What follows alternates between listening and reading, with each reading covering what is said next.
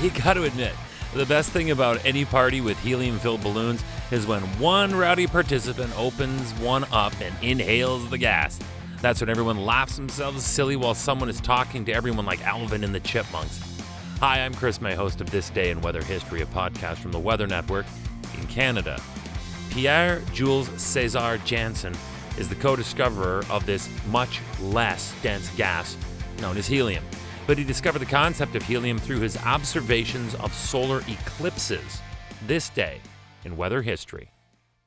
Born on February 22nd, 1824, Pierre Janssen was a French astronomer who lived through the turn of the century before he passed in December of 1907.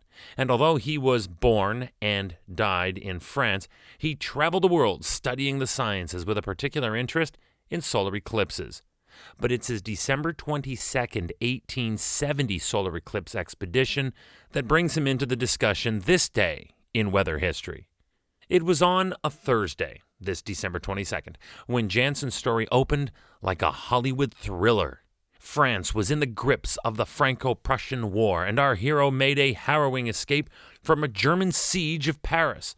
But in 1870, how do you get away that fast? Aha, you take to the air, and he did, by flying in a hot air balloon to Algeria in an attempt to study a solar eclipse. He was like, so long as I'm up here running for my life, I may as well multitask.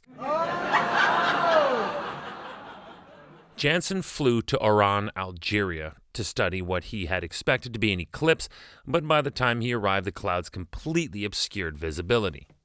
It happens, but when you have no idea if you will ever get this chance again, it must have been soul-crushing. Weather gets in the way of the big picture again. But he did get more opportunities at these observations and notations that would go on to educate generations to come. He was in Italy for a solar eclipse in 1867, in India in 1868, and then again in 1870. And then in 1875, he experienced another eclipse in Thailand, which back then was called Siam. And then he saw one in the Caroline Islands in 1883, before his passing at the end of 1907, and as an old man who had never lost his appetite for this science, he saw one last eclipse in 1905 in Spain. It was during his 1868 solar eclipse trip up into the air while in British India, where he noticed there were strange bright lines in the spectrum of the chromosphere. He immediately recognized that as evidence that the chromosphere is gaseous. The chromosphere is the second most outer layer of the sun, so from here he brought his discovery notes to English astronomer Joseph Norton Lockyer.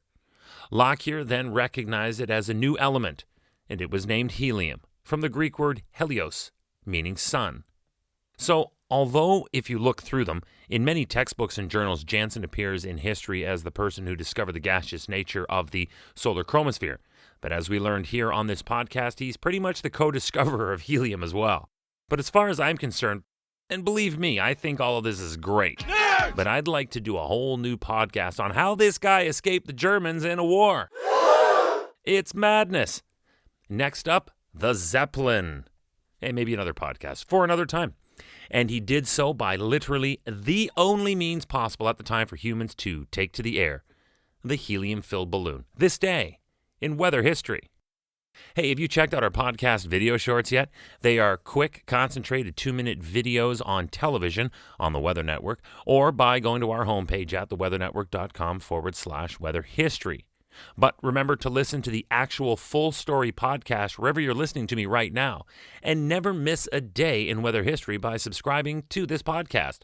Click the subscribe or follow button right now if you have not already done so, and that will remind you when we are ready to listen to and also grant you full-time access to the whole library of episodes so you can get caught up.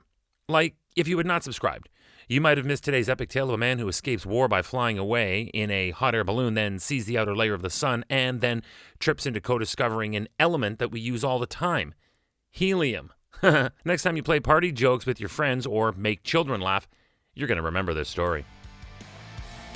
Tomorrow, we are sitting in and dialing back the TDIWH time machine all the way back to 1775 and the scene of the Revolutionary War. We've been here before. The Snow Campaign was one of the first major military operations of the American Revolutionary War in the southern colonies. But the fact that it was called the Snow Campaign sounds like it was fought in truly garish conditions. I guess we're going to find out together tomorrow, right here on This Day in Weather History, with me, your host, Chris May.